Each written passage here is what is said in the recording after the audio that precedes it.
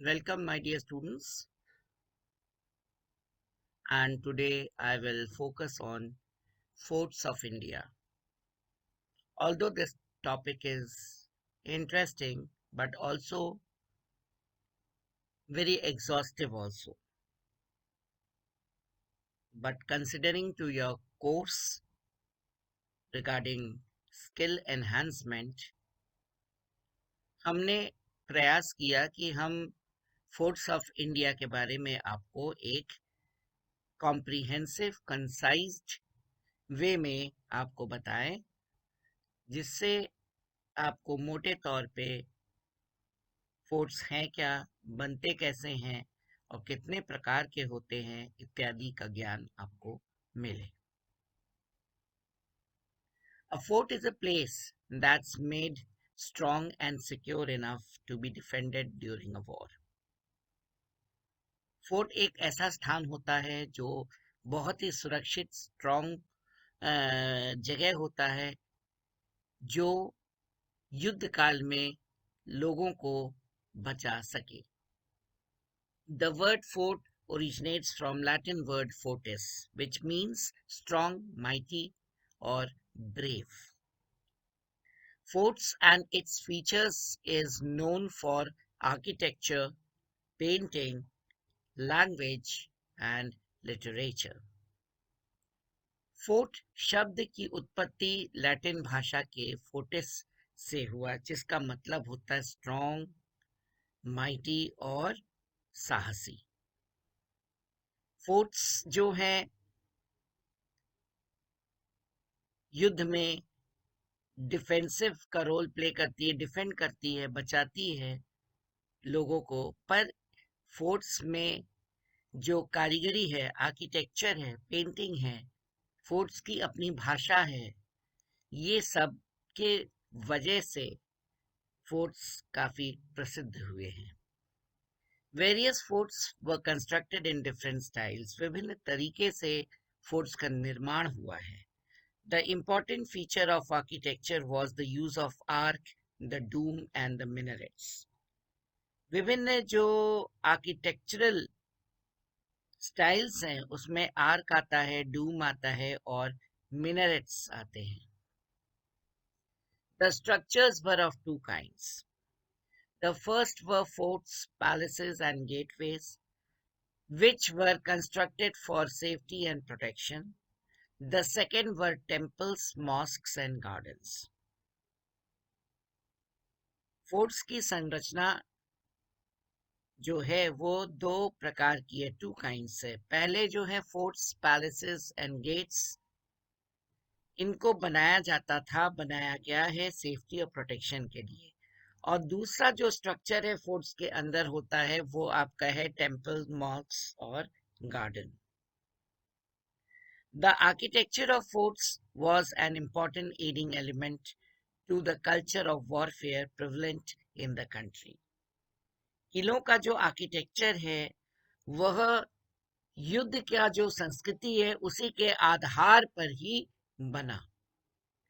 Conveniently, they were built to ensure a safe and secure human settlement, to keep the enemy away and to ensure having an upper hand during war. अब हम किलों के प्रकार पर प्रकाश डालते हैं. पहला जो है वो वाटर फोर्ट्स, पानी में किले बने हैं. सबसे बेहतर एग्जाम्पल पानी का किला जो है उसका नाम है मुराद जंजीरा किला. यह महाराष्ट्र में है और मैग्निफिसेंट सी फोर्ट के नाम से है. यह अरब सागर के तट पर मुराद नामक शहर में बना हुआ है. It was built in the 17th century. यह 17वीं शताब्दी में बना था और निजाम शाही डायनेस्टी अहमदनगर के थे मलिक अंबर महोदय ने इसका निर्माण कार्य शुरू किया था. It is the only fort on the India's western coast to have never been conquered by the British. यह एक मात्र किला है जिसको अंग्रेजों ने कभी भी जीत नहीं पाए, और अन्य शासक भी जो भी हमला भी किए तो उन लोग कभी भी इस किले को जीत ही नहीं पाए, क्योंकि इस किले की बनावट ऐसी है कि आपको पता ही नहीं चलता पानी में कि आप कहाँ से कैसे भीतर घुसेंगे। और ये किले का आकार जो है वो अंडाकार है, ओवल शेप फोर्ट, जिसके जो है गुंबद जो है लगभग 26 राउंडेड बैस्टन्स हैं। दूसरा पानी का किला जो है वो है आपका Sindhudurg fort. It was once a strong naval base built by Chhatrapati Shivaji Maharaj in 17th century. Therefore, can be reached by a ferry which is easily available from Malvan. मलवम नामक जगह से आपको नाव में ही जाना पड़ेगा, तभी आप किले में जा सकते हैं। अदर एग्जाम्पल्स यानी अन्य उदाहरण पानी के किले के हैं विजय दुर्ग, कोलाबा दुर्ग, सुवर्ण दुर्ग, उंदेरी दुर्ग, दीव दुर्ग, बेकल दुर्ग, कासरगोड दुर्ग केरल में है, and it is a giant की होल शेप्ड फोर्ट। कासरगढ़ जो किला है केरल में, वह जो है इट इज अ जाइंट की होल शेप्ड फोर्ट। अब पर्वत वाले जो किले हैं, हिल टॉप्स के हिल फोर्ट्स, उसके बारे में देखिए। Chittor fort at Chittorgarh, Kumbhalgarh fort at Kumbhalgarh, Ranthambore fort at Sawai Madhopur, Gagron fort at Jhalawar, Amer fort in Jaipur, Jaisalmer fort in Jaisalmer, Kangra fort in Himachal Pradesh. ये ऐसे किलों के उदाहरण हैं जो पहाड़ के ऊपर बनाए गए। तीसरा प्रकार किले का है वो जंगल फोर्ट है, फॉरेस्ट फोर्ट। उसके उदाहरण आपके सामने है खंजना दुर्ग सराउंडेड बाय थॉर्नी फॉरेस्ट, और दूसरा आपका है स्तंभा दुर्ग। ये प्रमुख दुर्ग है, ऐसे तो बहुत सारे हैं पर कुछ प्रमुख दुर्ग के बारे में आपको हम बताने का प्रयास कर रहे हैं। फिर मरुस्थली दुर्ग, जैसलमेर फोर्ट एट जैसलमेर। तो ये आपके दुर्गों के प्रकार हुए। दुर्ग जो है वो बनाया किससे गया, बनाने की बिल्डिंग मटेरियल्स क्या हैं, तो इसको देखिए आप। Stones were the most important material for building forts.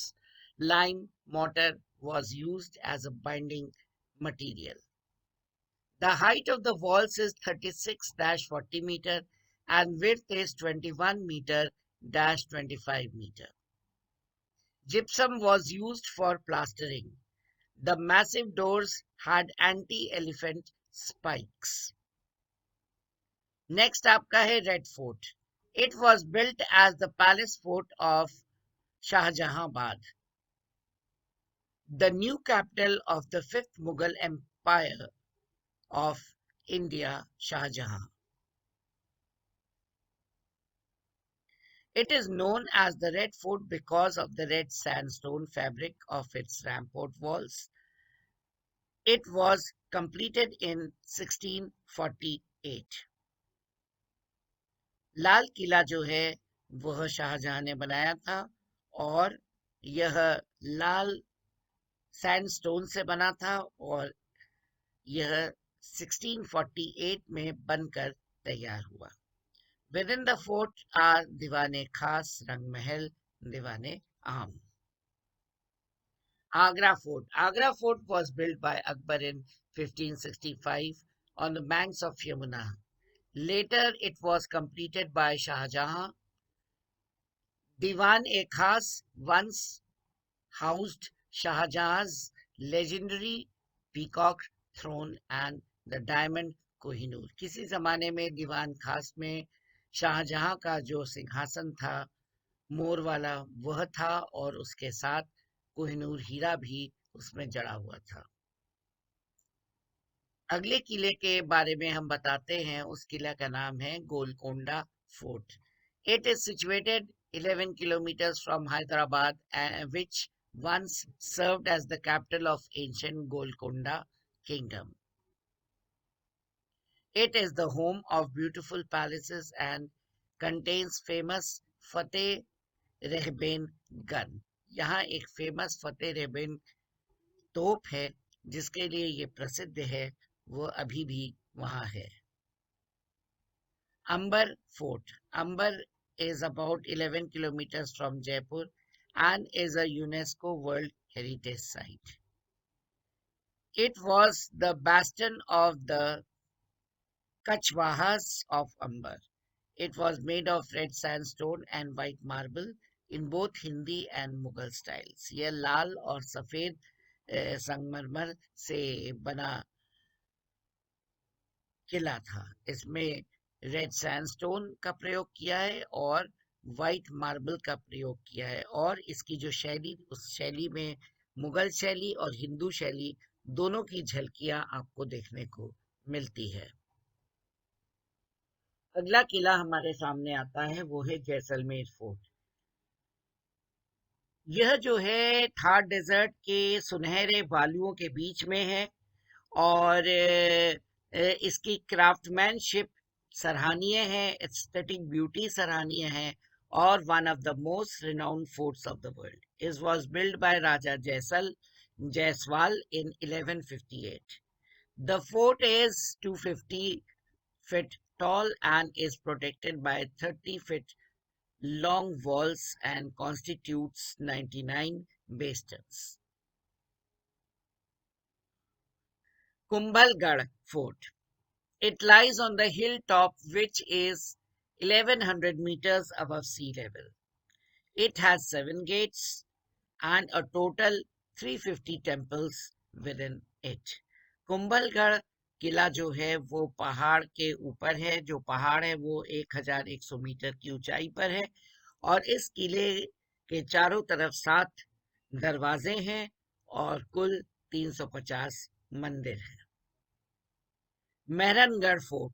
The fort was founded by Rao Jodha in 1459, around which the city grew. अब हम कुछ की टेक अवेज के बारे में बोलते हैं। टाइप्स ऑफ इंडियन फोर्ट्स में जल दुर्ग, वाटर दुर्ग होता है। मेरू दुर्ग मतलब डेजर्ट फोर्ट। गिरी दुर्ग यानी आपके हिल फोर्ट। फिर वन दुर्ग यानी फॉरेस्ट दुर्ग। माही दुर्ग अर्दन फोर्ट। नर दुर्ग फोर्ट प्रोटेक्टेड बाय मैन। ये टाइप्स ऑफ इंडियन फोर्ट्स और कुल भारत में लगभग 1000 किले हैं। हाईएस्ट फोर्ट जो है सबसे ऊंचाई पे बना किला वो कहाँ पे है? चित्तौड़गढ़ फोर्ट उसे का नाम है और उसकी जो फैलाव है spread over 2.8 kilometers and 400 acres and the highest elevation in the fort is about 1075 meters. Smallest fort जो है वो मदन महल किला located within the city of Jabalpur at top of a small hill. City of forts and palaces हम बोलते हैं जयपुर को। Living fort का नाम है जैसलमेर फोर्ट का और fort with double walled gates उसका नाम है पनहिला किला जो कि कोल्हापुर में है। तो मोटे तौर पर आपको मैंने किलों के बारे में बताया और इन किलों में जो इनकी नक्काशी है, इनका जो उच्चावच के साथ सामंजस्य है, यह सराहनीय है और इसी वजह से जो है प्राचीन काल के किलों में जो वॉरफेयर का जो संस्कृति है वो झलकता है और किलों को बनाया गया है प्रोटेक्शन के लिए, डिफेंस के लिए। और इस डिफेंस को उन लोग ऐसे किले जो है मजबूती से सामना करते हैं। कुछ किले ऐसे भी आपके सामने मैंने एग्जांपल्स दिए जिसको कभी भी किसी ने जीत ही नहीं पाए।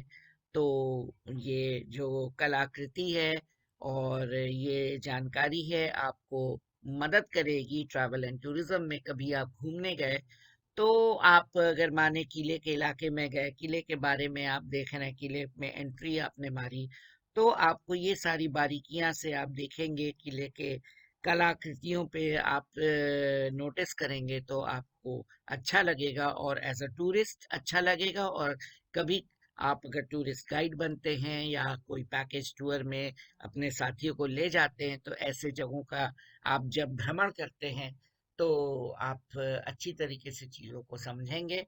और इसी के साथ आपका धन्यवाद।